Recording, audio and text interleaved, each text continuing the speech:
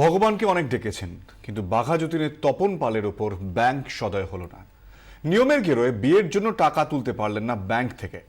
ভরসা সেই এটিএম এর কটা টাকা, তাই বিয়ের দিনেও দৌড়তে হলো এটিএমে। স্বাদ থাকলেও বিয়েতে আর বিরিয়ানি খাওয়ানোর সাধ্য হলো না তপন পালের। বিরিয়ানিটা আর হলো না। ইচ্ছে ছিল বিয়েতে বিরিয়ানি খাওয়াবেন, কিন্তু কে জানতো এমনটা হবে। তবে চেষ্টার অন্ত রাখেননি বাঘা যতীনের শ্রীকলোনির বাসিন্দা তপন পাল।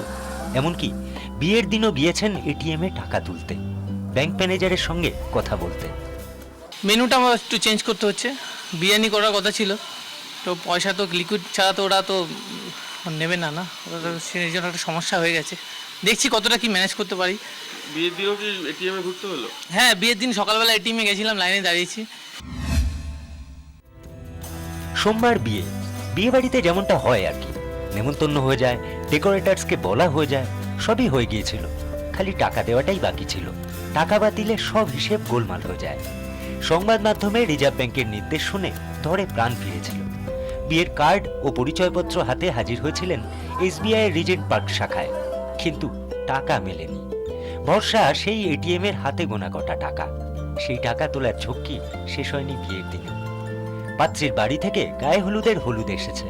গায়ে হলুদ নিয়ে তপন পাল ফের গেছেন এটিএম। চেষ্টা চালিয়ে যাচ্ছেন তপন।